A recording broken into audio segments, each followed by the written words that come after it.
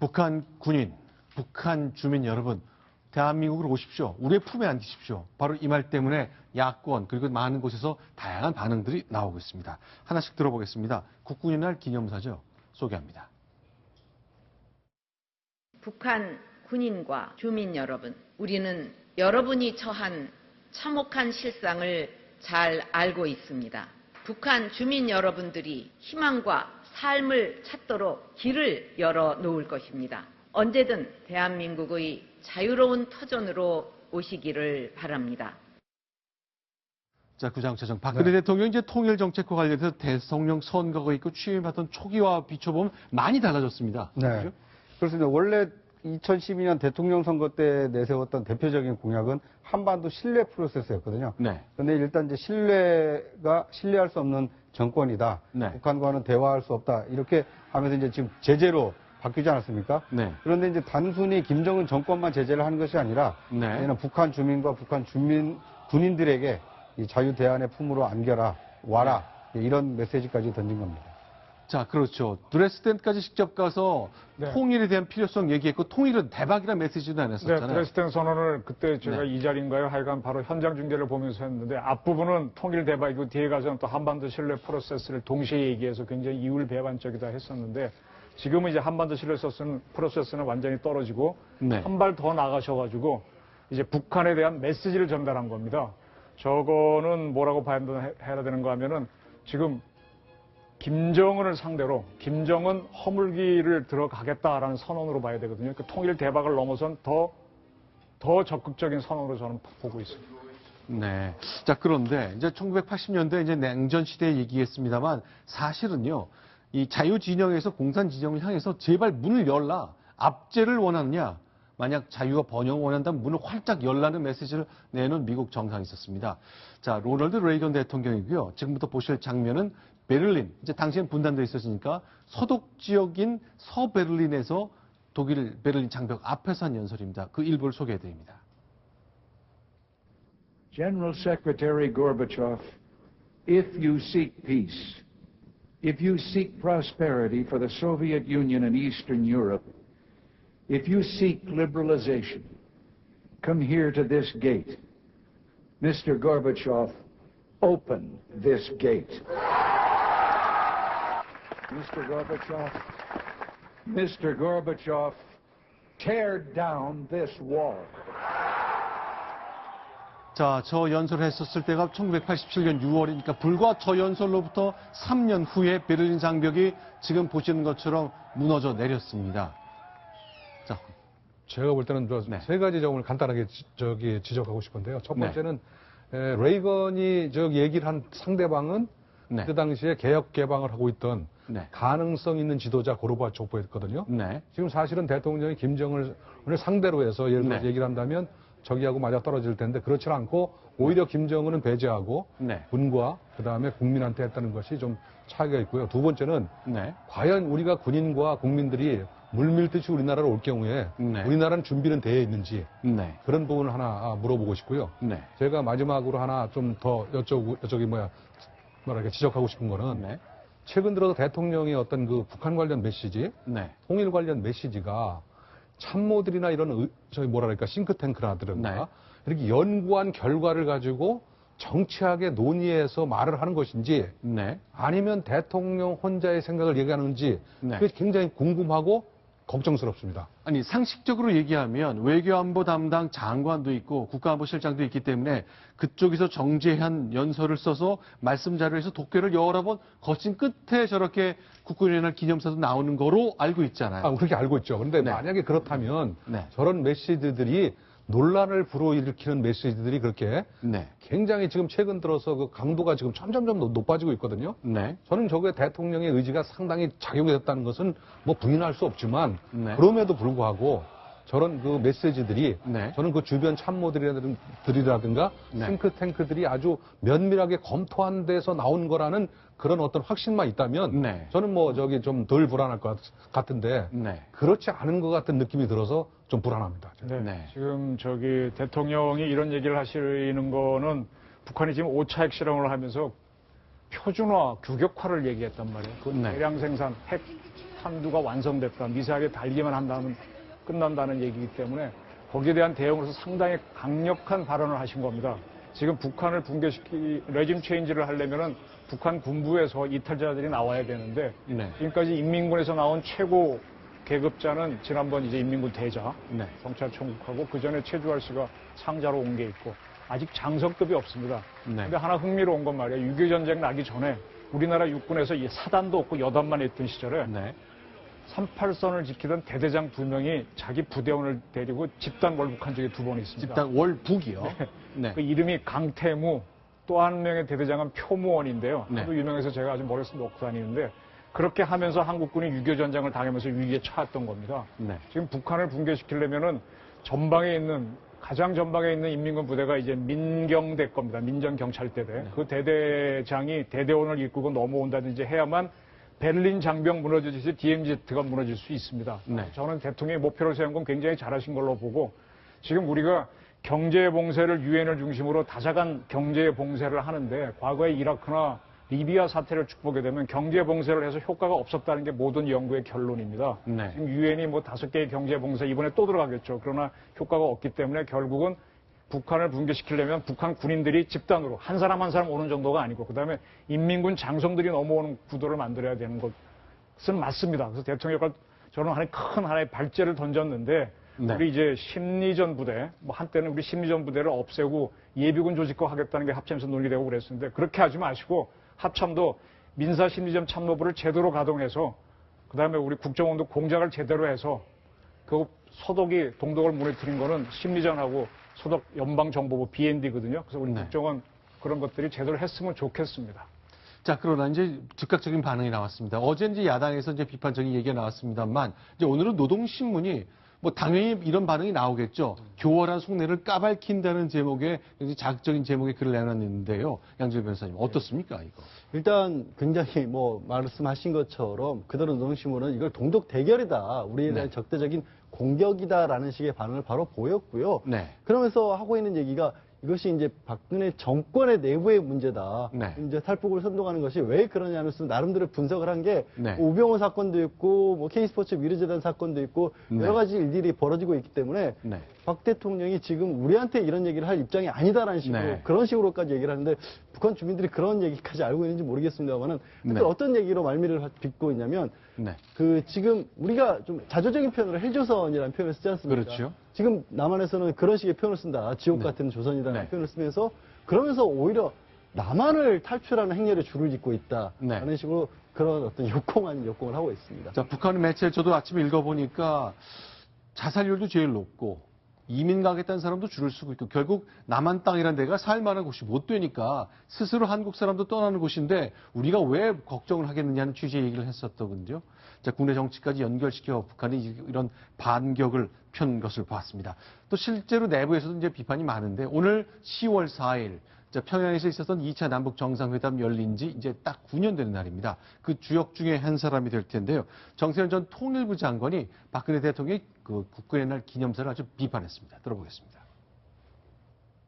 새누리당 내에도 분열이 있대요. 대통령의 내임덕이 굉장히 빨라지는 그런 상황에 맞습니다. 됐는데 이것을 지금 치고 나가는 일종의 국면 전환. 북한이 사고 쳐주길 바라는 북한이 사고 치면은 이런 데 대한 그 관심은 확 떨어지고 뉴스 보도도 안 될 겁니다. 남북 관계만 보도가 되고 이러면은 대통령의 국정 장악력은 실질적으로 높아지죠. 사고 치라는 얘기를 어떻게 하신 거예요?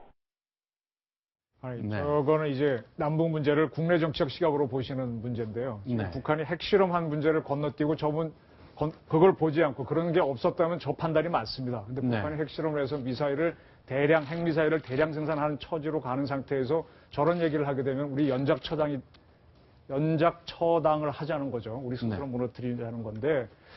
근데 지금 저런 얘기를 하시는 정 장관님 보시면서 답답한 게 그 당시에 공개됐었죠. 그 남북 대화록, 네. 그 노무현 김정일 회고록 네. 저 대화록을 보면은 그때 발표된 걸 보게 되면 우리 대통령은 나는 하는 걸로 얘기되는 게 돼 있습니다. 네. 문자로 나왔지만.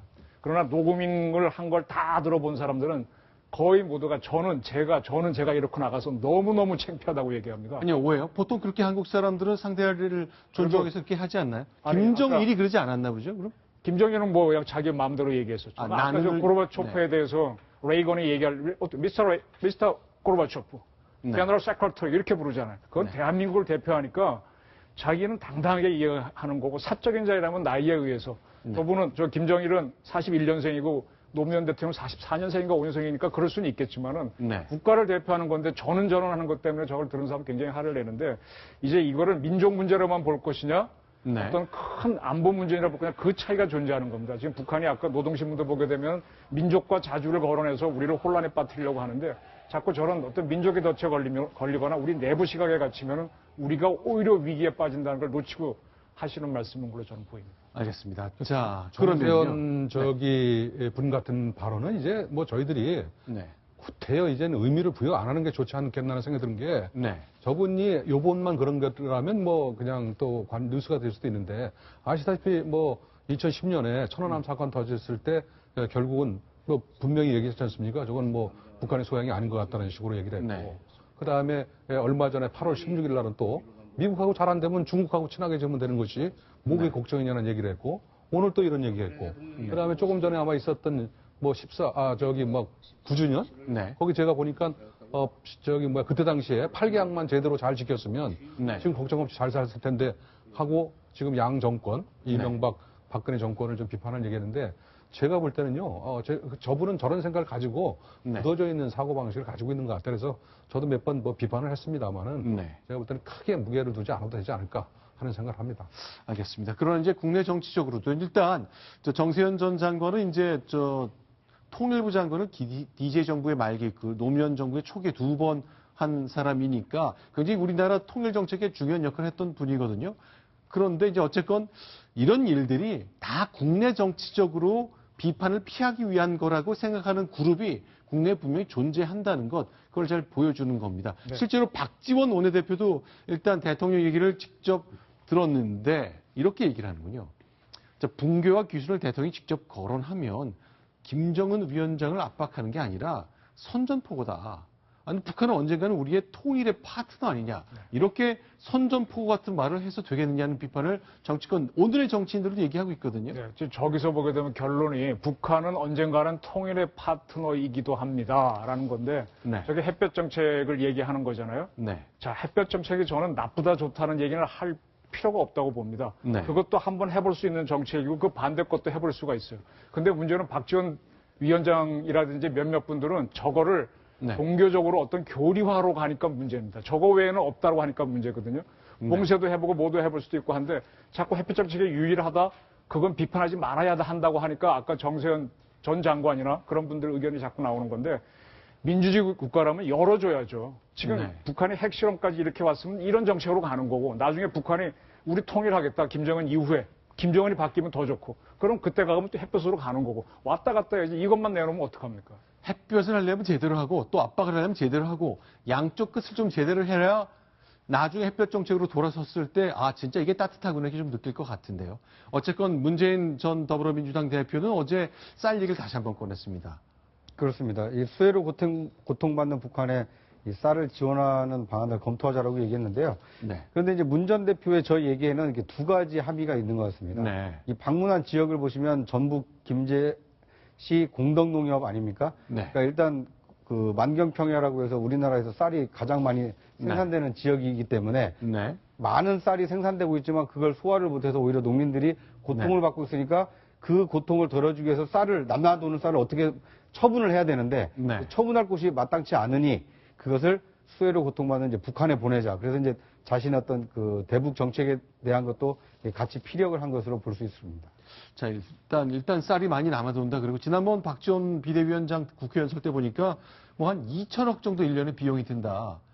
보관 창고도 빌려야 되고 또 쌀이 1년 묵으면 묵을수록 그 가치가 좀 떨어지니까 그 가격차가 뭐 1년에 2천억쯤 든다. 그래서 이렇게 얘기해요. 이명박 대통령 때는요. 네. 그 이명박 대통령이 직접 나서서 쌀국수도 먹고 그러지 않았습니까? 네. 쌀 소비를 좀 늘려야 될 필요가 있다. 그러니까 이제 농민들에게 이 농사를 지으라고 권장을 하면서 남아도는 쌀을 정부가 지금 처분을 못하고 있기 때문에 이것은 상당히 어떻게 보면 좀 이 정부 수매가 없어진 이후로 나타나고 있는 이 좀 부작용이거든요. 이 문제는 꼭 농민뿐만 아니라 다른 방향으로라도 그 정책을 좀 마련할 필요가 있지 않을까. 지금 보시는 저 영상이요. 쌀, 대한민국 40kg이라고 인쇄된 그 녹색 글씨 써 있는 거 봤거든요. 저게 이제 40kg 단위로 담아서 북한에 주었던 젖쌀입니다. 그러니까 저런 쌀 포대 수십만 개가 북한 땅을 돌아다니면서 북한 주민이 볼 때, 남쪽에서 쌀을 우리를 위해 주었구나라는 사실을 아이들 때부터 보고 자라기 때문에 언젠간 그 아이들이 크면 남쪽을 굉장히 고마운 대상으로 여길 거다라는 것이 햇볕 정책 당시 쌀을 제공한 논리였죠. 네, 근데요, 저 쌀 사진을 저도 옛날에 한번 몇 군데를 거쳐서 구한 적이 있는데 탈북자들이 다시 들어가서 몰래 카메라로 사진을 찍어 오게 한 적이 있습니다. 네. 그래서 그때 일본의 후지 TV랑 같이를 했는데 그래서 동영상은 후지 TV가 쓰고 스틸은 저희가 썼습니다. 그때 네. 보니까 청진까지 들어가서 찍어 갖고 왔는데 네, 청진이에서요? 청진의 거기에 있는 부대는 그 국경방어 부대니까 정규군이라고 할 수 없는데 그 친구들이 그걸 떡 지키고 저 쌀포대 올라 지키고 앉아있고 그걸로 가져가는 게 찍어 왔어요. 네. 대한민국 쌀 쓰인 게. 나중에 쌀은 거기서 다 먹고 저 빈 봉지만 나와서 다른 용도로 시장에 장바닥에 돌더만요. 다른 거. 네. 그래서 저는 그걸 보면서 나중에 봉지가 돌면서 대한민국에 쌀 보냈구나 하는 건 알겠지만 먹기는 다 인민군이 먹었으니까 이거 왜 보내냐 모르는 게 제가 한 10년 전에 해서 자료 구했을 때 판단이었습니다. 아니 그러면 최소한 햇볕주의 정책을 이제 요청하는 분들의 얘기는 적어도 북한 인민군이 다 쌀을 먹는다. 그래서 이제 어디서 누구한테 쌀이 전달되지 이렇게 투명성은 보장되지 않은 가운데 우리가 쌀을 줘야만 한다. 그래도 북한 인민군은 우리가 준 쌀이라는 걸 알고 먹는다. 이건 맞을까요? 그럼 모르겠습니다. 그 쌀 봉지 다 본 다음에 그 밥을 먹을까요? 우리 병사들, 병사 때 밥 받으러 가면 식판에 그냥 밥만 받지. 그거 뭐 한국에서 왔다고 압니까? 그리고 더 중요한 거는 인민군은 자기 창고에 1년치, 2년치 되는 전투용 식량은 다 쌓아놓고 있습니다. 그거부터 풀면 되는데 그건 안 풀고 저거부터 사용하니까 문제라는 거죠.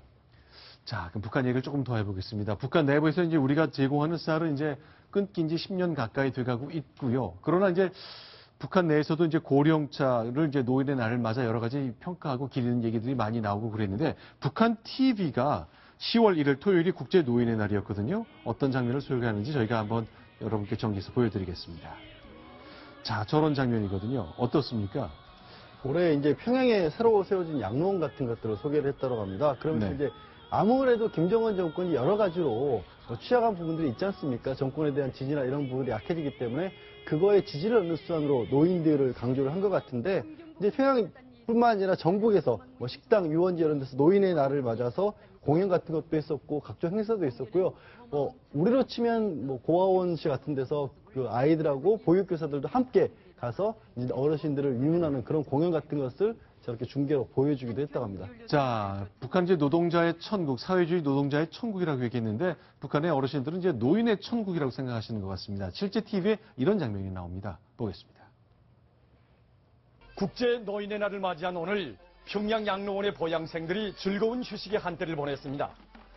우리가 뭐길래 아플세라 불편할세라 온 나라가 이렇게 똑같은지 정말 우리 제도 우리 사회주의 제도 노동당이 아니고서야 이런 날을 꿈에 늘 생각하겠습니까? 네, 저거 진짜였으면 좋겠습니다. 이게 진짜였으면 좋겠고요. 만약에 저렇다면 굳이 뭐 북한에 쌀을 보내지 않아도 될 것 같습니다. 알겠습니다. 10월 1일 국군의 날이지만 세계 노인의 날이었는데 북한 TV에서 얼마나 노인들을 떠받드는지 북한의 노동당이 아니었다면 이러지 않았을 거다 하는 TV가 전개되는 것 저희가 정리해봤습니다.